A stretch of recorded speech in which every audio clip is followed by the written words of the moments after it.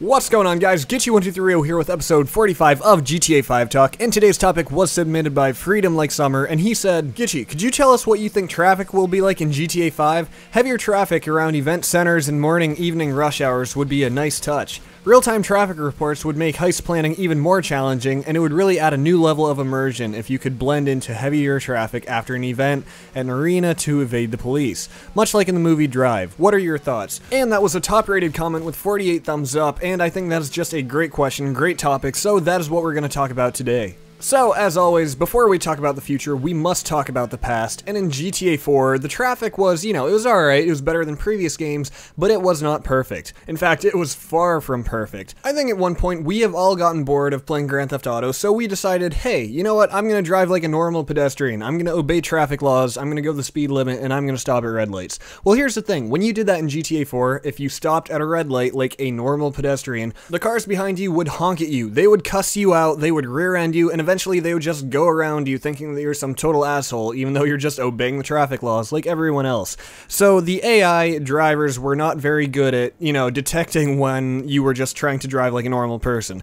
And that created a bit of a disconnect from reality. And that to me was a little bit unfortunate, because Grand Theft Auto is supposed to be realistic, and most of it is realistic. Like even the cops were a little bit wonky here and there, but for the most part, it's all very realistic. The way pedestrians react to you is pretty good, but, if you were stopped in the middle of the street at a red light, people going around you and honking at you and hitting your car is not. So now let's brainstorm ways that traffic could be improved in Grand Theft Auto 5. First off, Rockstar just needs to fix those simple little things that made it annoying in GTA 4. If we're stopped at a red light, maybe, they need to create AI that recognizes that that is a traffic light in front of us and that we are stopped at it. Because, every now and then we all like to roleplay, as I said. When you get bored of the missions and everything, you hit that point where it's like, you know what, I want to act like a normal pedestrian. Well, we should be allowed to do that. But also, the traffic, as far as, let's say density, wasn't that realistic in GTA 4. What I mean is, the amount of cars never really changed by the time of day. Maybe in the middle of the night you might see a few less cars, and definitely a lot less people,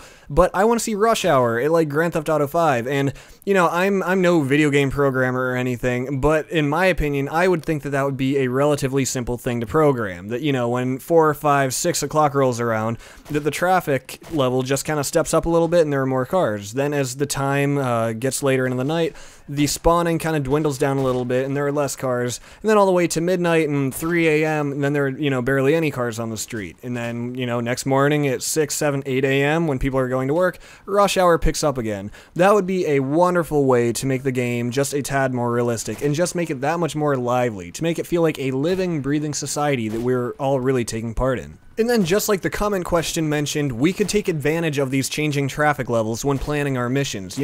Let's say we don't want a lot of traffic because we've got to make a quick escape and get to the safe house as fast as possible. We don't want anything in the way. Let's plan to go out on the mission at 3 a.m. and get it done. Or let's say it's a different mission where you want to blend in with other cars, you want to just kind of, instead of doing a fast car chase, just blend in as long as possible and slowly just kind of get to the safe house. Then you'd maybe want to plan it for 5 or 6 in the afternoon with the rush hour traffic. So this would also add a whole new level of strategy, of planning with these missions. And then also, as the comment question mentioned, we should have higher traffic levels around, events, as it said. We've got basically the equivalent of, I think it's the Staples Center in Grand Theft Auto 5. It's obviously the Staples Center in Los Angeles, so I believe that's what it's modeled after in-game. If I'm wrong, tell me in the comments below. But, there should be higher traffic levels around that. And then maybe once every few days there should be just a bunch of cars parked around it that, that would show that there's an event going on inside.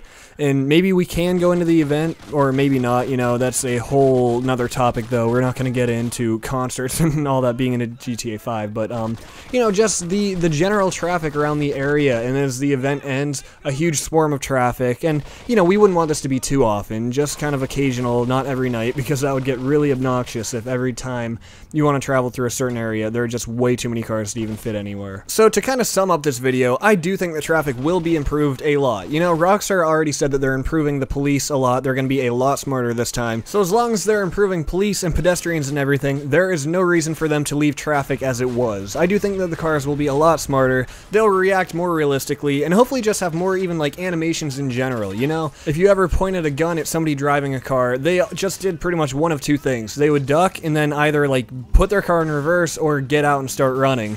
And then they all had the same animations. You know, if you shot them in the head, even if you shot them in the head, they would still manage to open their door, get out of their car, and then the second their feet hit the ground, they would hunch over and like die. So there was a lot wrong with people driving cars in GTA 4, and just so many ways it could be improved. So guys, tell me in the comments below, how would you improve traffic in GTA 5? What would you do to make it better?